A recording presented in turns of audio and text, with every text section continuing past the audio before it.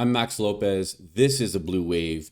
President Donald Trump has halted all military aid to Ukraine from the United States in a move that anybody that's been paying any sort of attention at all to how Donald Trump has treated Zelensky ever since his first administration, when he was in fact impeached for holding up aid to Ukraine in a sort of quid pro quo where Trump wanted dirt on Hunter Biden for political purposes and was threatening to alter or halt aid in that case.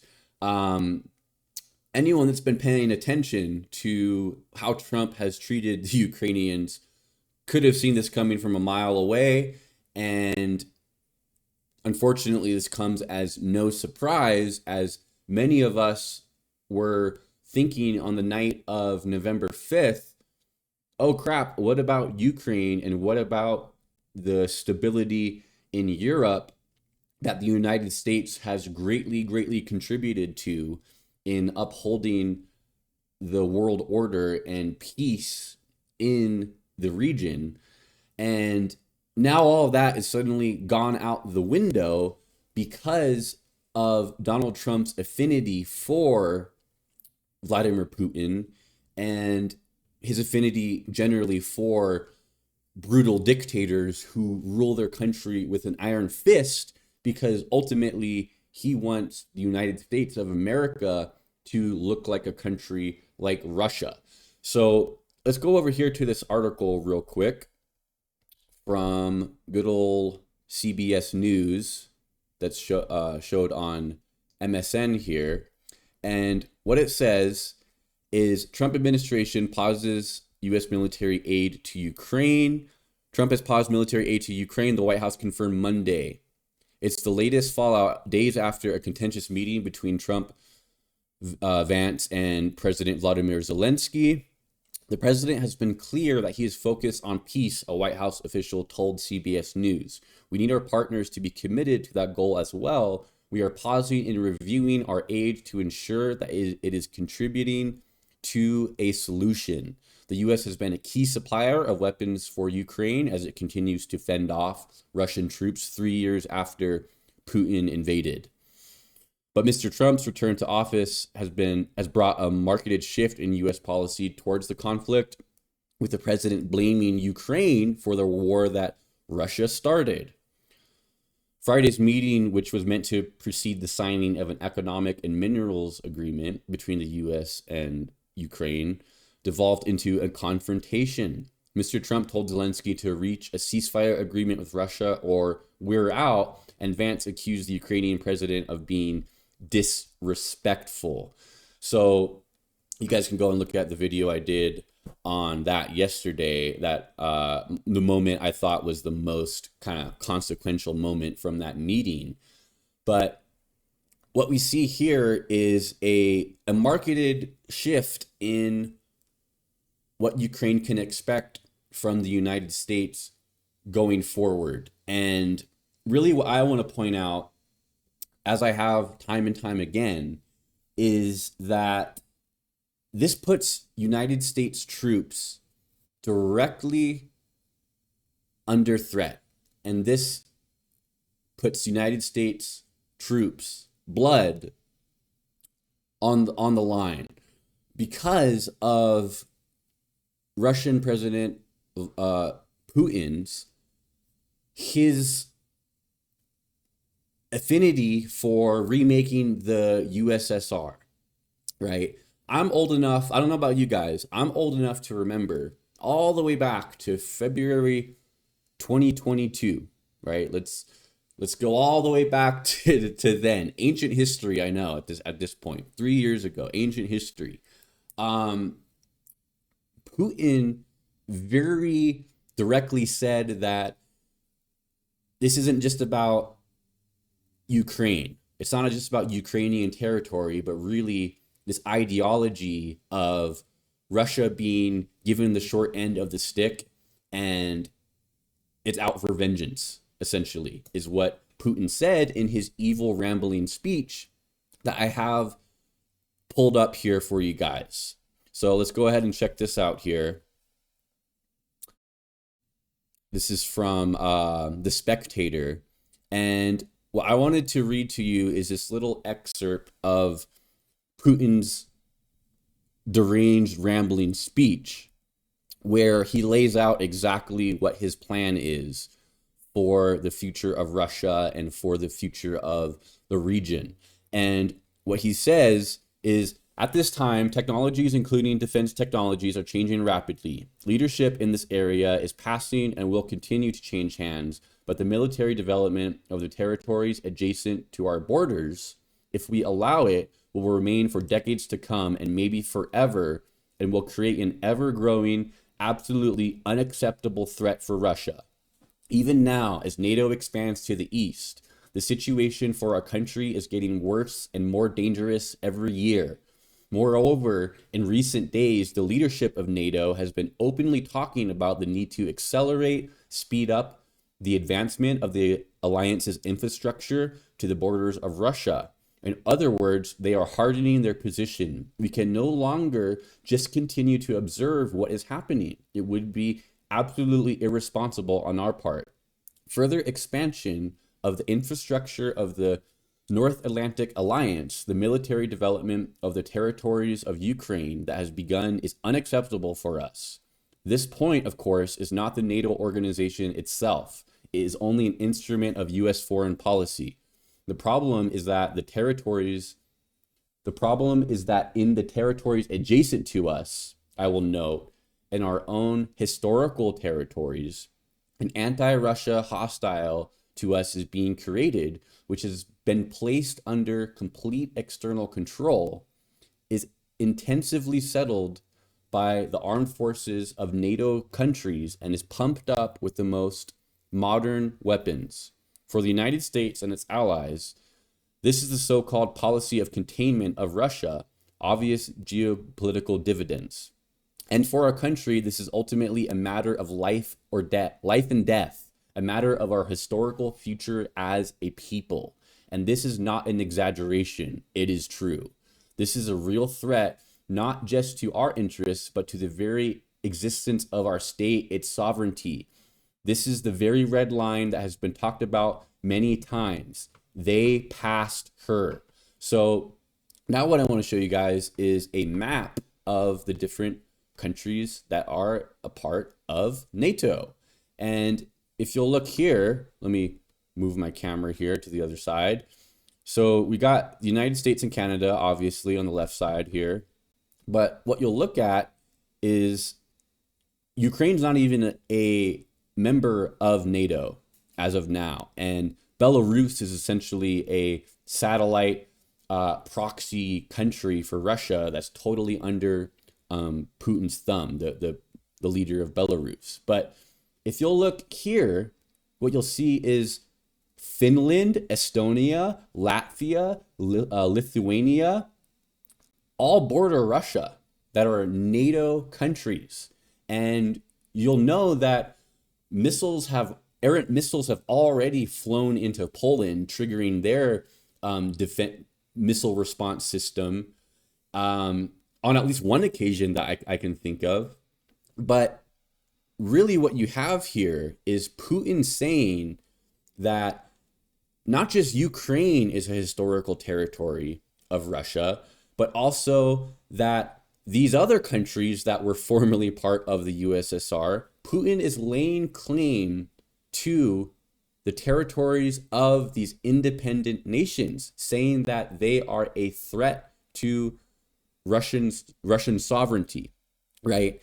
But the thing with that is that NATO was formed as a defensive organization against countries that and leaders that went to redraw borders and bully around smaller countries, right? NATO was born out of a need to protect smaller countries against aggressive larger countries such as Russia. So really, if you're not attacking any countries that you shouldn't be attacking, and you're worrying about yourself and not going out of your way to bully other countries into submission, NATO shouldn't be dealing with NATO forces shouldn't be a problem for you, right? But the problem here lies that Putin's not satisfied with governing the territory that he already has, which is, Russia's already the largest country by far by landmass. It's not even close as far as I know. There's not even nothing. No country even gets close to the landmass of Russia, but that's not enough for Putin, And it's not obviously just about the landmass in and of itself, percentage of landmass added to Russian control. There's a lot of other factors as well, but Putin's problem lies in the fact that he wants to remake the USSR back to its glory days, and he feels in his heart of heart that Russia has a historical right to these territories. So now that Ukraine is not being funded by America, a major blow to the defense of that country, let's say that some ceasefire deal is entered, right? And Ukraine gives up the Donbass region. They give up the captured, 15, 20% or so of the country that's been captured in the east. Let's say they give that up, okay? And Russia licks its wounds and Putin licks his wounds for 5, 10, 15 years, right? Who's to say Russia now doesn't decide, hey, we're going to continue on our quest to redraw the borders of countries that were formerly aligned with Russia and now are not. Hey, let's have another whack at it. The United States isn't going to stop us, and we can do it. So why not? That's where U.S. troops would be involved, right? Because of Article 5 of NATO, which states that an attack on one is an attack on all, and all countries will respond in kind to an attack on one. So let's say, some of these other countries, Estonia, Latvia, were to be attacked, that would trigger an Article 5 response, triggering United States boots on the ground in response. So really, this isn't a situation where short-term peace equals a long-term solution to Putin's aggression. What it does is it allows him an opportunity to rebuild his army and replenish his troops that have been lost and take another whack at it X number of years down the line. So really the only solution here is to defeat Putin in Ukraine. And the Ukrainians are paying the price that the rest of the world has paid so far only financially with their blood. And they're heroes for that. They are courageous heroes for that. The least we can do as the United States is supply them with weapons and supply them with the means to keep the conflict contained in Ukraine, not because out of the kindness of our hearts, because we just like them and we just think Zelensky is a cool guy who deserves to have a chance. I mean, he is a cool guy, but it's because they are directly protecting the interests of not only the United States, but other Western countries at large. So really, there is a very, very urgent need to supply Ukraine with all the weapons that it needs so that Putin's want and need to rebuild the USSR and potentially attack other countries that are a part of NATO is that never comes to fruition, right? And I think we've seen positive signs that Europe is stepping up to the plate to provide this assistance in the form of, Ukraine president meeting with different leaders in Europe and different negotiations taking place based on the thought that the United States is not going to be providing support in the way that it was before. And I think that these conversations need to continue because, again, I said this yesterday, but the United States has shown that it is not the leader of the free world anymore. So the question is, who is now?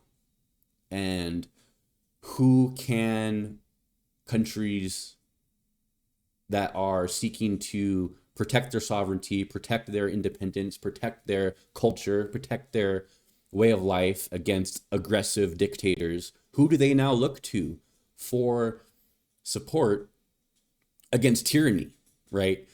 The United States of America has provided this support historically to many countries around the world, but now it's looking like that's not the way it's going to be anymore, and it's very concerning. And I think that this is a precarious situation, right? Very precarious, and I think that the meeting in the White House was basically set up in a way. It was a setup for basically to provide this excuse as to why weapons are not being sent anymore, because Zelensky's this bloodthirsty guy who's out for war and he doesn't want peace, he wants war. No, that could not be further from the truth.